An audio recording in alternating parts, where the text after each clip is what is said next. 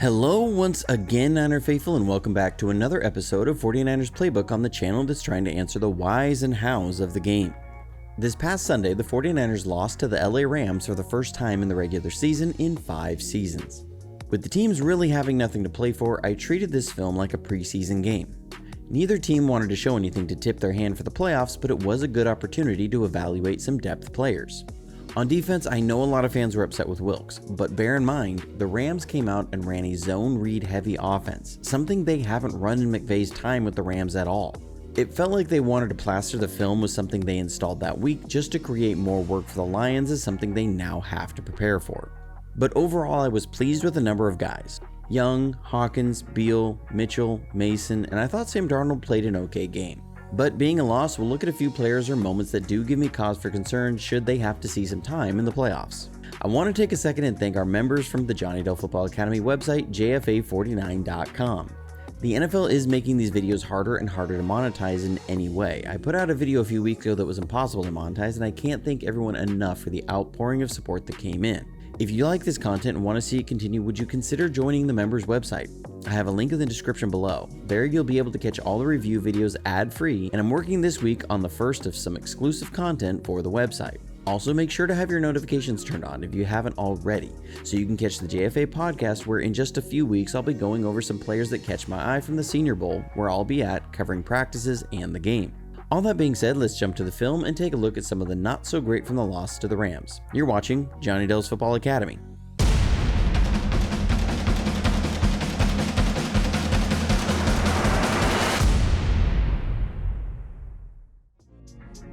So one player I was excited to watch was Braden Willis, the 4th tight end. He was a guy that was getting some buzz this past training camp, and he and Cameron Latu have been expected to lift the tight end room next season. Here, we're going to see how he needs to tighten up the blocking. So we're running a toss zone here, something that's a staple of the offense, and he's tasked with blocking the defensive end who's in a wide 9. It's a zone block, so if the defensive end cuts inside, he walls him off. If he stays outside, he drives him to the sideline and tries to force him upfield if possible. Here, we get some real nice blocks and have this set up for an explosive run. But Willis got too high, lost inside from his man, and was shed hard, which is what shuts down the run. You can see how the lane is set up for Mason on the outside. The blocking is there, and this should be an explosive run.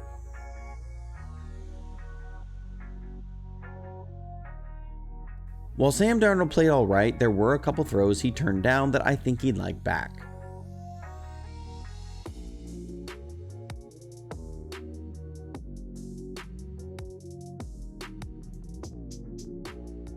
So we're running a drift concept here, which is a play action fake, and a drift route, which is a 7-step in route.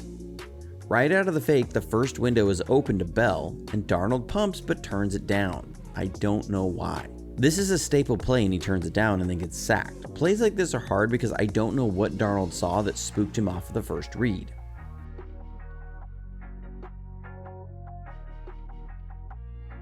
Then in the red zone, another missed opportunity.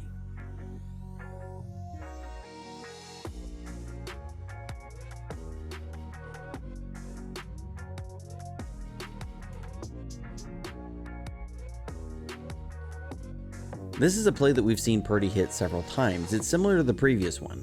We're running play action in a short post behind the underneath coverage. Darnold has a hole he can layer this throw into. We've seen Purdy make this throw a number of times. Darnold though is spooked off of it or isn't comfortable making the layered throw, and we don't convert.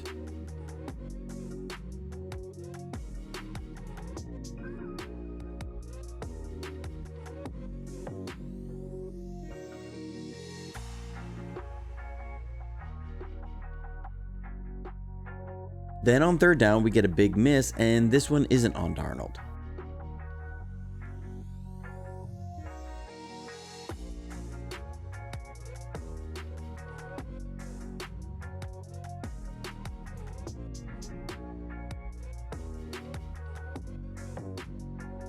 We're running a couple different concepts here. To the top, we're running a curl flat concept, which is just what it sounds like, a curl route paired with a flat route. And to the bottom, we have a smash concept, which is a short curl paired with a corner route and is good against cover 2 zone as it puts the cloud defender in a vertical stretch. This is a poor rep by Ronnie Bell for a couple reasons. First, he needs to keep his head up on his release so he can see the defenders. The defensive players have a right to contact within the first 5 yards, and he gets rerouted big time on his route. So because he was rerouted so hard, he knows his timing is off and he turns to look for the throw. But this corner route is coached that if you get daylight with the safety, work to daylight, don't flatten out. That's why he needs to keep his eyes up and aware of what's going on in the coverage. Darnold throws his ball expecting Bell to work vertical, but Bell works flat. It's a huge missed opportunity, and you can see Kyle Shanahan was not happy.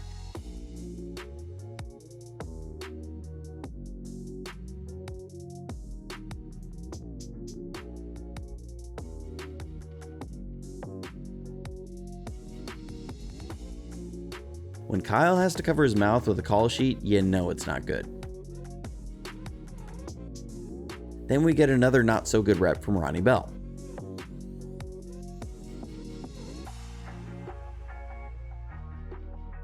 So we're going to have a variation on a smash where instead of a corner route, McLeod is going to run a whip route. Ronnie Bell has what's called a lookie route. This is the route that, if the coverage rolls towards the 3 receiver side, is the number 1 on the play. The Rams are mugging the line and will end up coming off the weak side, so Darnold wants Bell on the lookie route at the snap. It's the right read. Receivers are taught and hammered into them, don't give up your chest, meaning don't leave your chest open to the defensive back who's trying to jam you.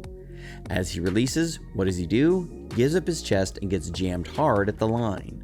So as Darnold wants to go there to beat the pressure, it's taken away and Darnold isn't able to pick up the first down with his legs.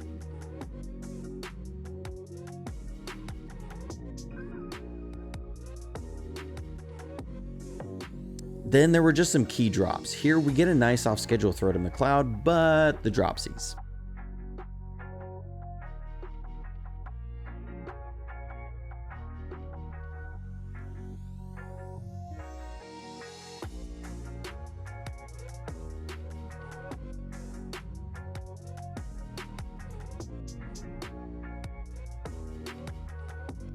Then there were protection miscues.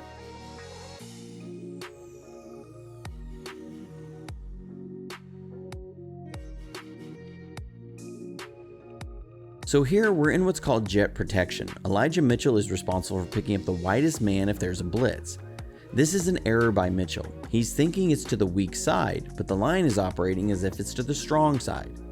What I mean is, if there's a blitz off the weak side, the line can account for the potential rushers. To the strong side, they can't unless Mitchell picks it up. The right tackle, Pryor, is going to read post-snap if there's a blitz by the linebacker Roseboom. He has to pick up the second man outside and Mitchell will pick up the widest. If no blitz, he has the widest man. At the snap, you'll see Mitchell check to Moore's side then work outside on a release, but now he's in Pryor's pass set and it allows a man off the edge untouched for a sack. These are just frustrating lapses.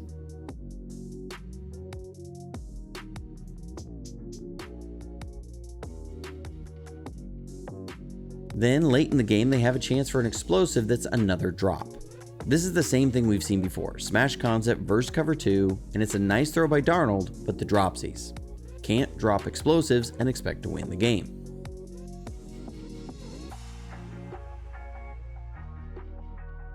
Now we'll switch to the defense. Javon Kinlaw has been very up and down this year, and his plays like this. So the Rams are running an end trap. They're looking to block down, pull a guard to kick out the end man, and work up in the hole. What you'd like to see is Kinlaw fire out more on the guard's outside shoulder and be ready to take on the double team here. Instead, he allows the tackle to get up on Flanagan Fowles, and they get a big gain on the run.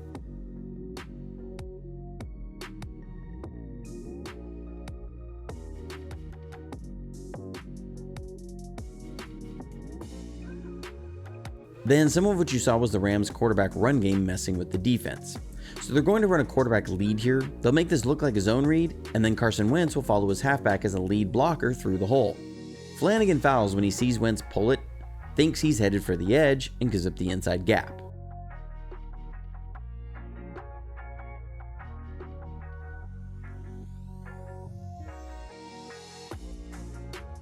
Then we give up a huge play on 3rd and a mile.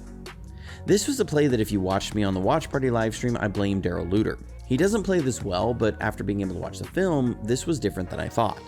So the Rams are running an Ohio concept here, or what Kyle and McVay call Tony.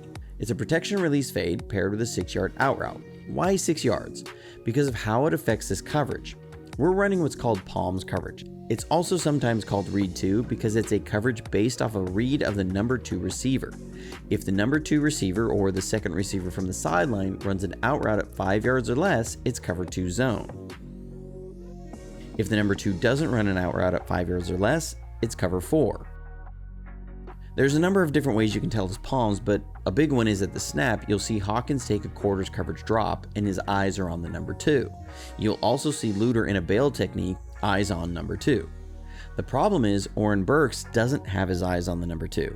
He needs to read this receiver to identify if he's going to be the hook or does he need to match the number 2 outside. Luter sees Burks let Atwell go and he's in no man's land. He hesitates just a second worrying about the busted coverage and gives up the fade. I understand Luter worrying about the bust, but that's not his job.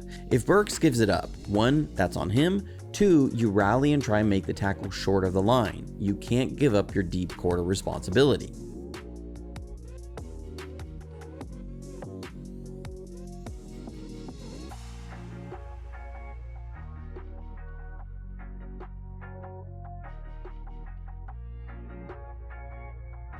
And then, while this play is only a 2-yard gain, it should be less, and again shows why Kinlaw can be such a frustrating player. So the Rams are running a zone read here, and Wilkes, to protect his guys, is bringing some pressure off the edge. He's going to force the issue. So Kinlaw and Young will slant down one gap. Here's the problem. When Kinlaw does these things, he gets so aggressive and trying to work vertical, he loses all technique. I'd like to see him go through his lineman's inside shoulder to his gap, but instead he tries to go around. And you'll see the guard is able to get underneath him and drive him right out of his hole. Chase Young makes a great play to close the distance and make a tackle for only 2 yards, but that could have been a bigger play, and also it should have been a tackle for a loss if Kinlaw plugs up that gap. But this has been the story on Kinlaw a lot. Far too often he gets ejected out of his gap. We need Eric Armstead back for the playoffs in a big way. Well, there was some of the not so good from the Rams game. Hope you enjoyed it. Like and subscribe if you haven't already. But with the 49ers on a bye week, after this, I'm off to working on some exclusive content for the members website. So until next time, stay safe, stay healthy, and go Niners.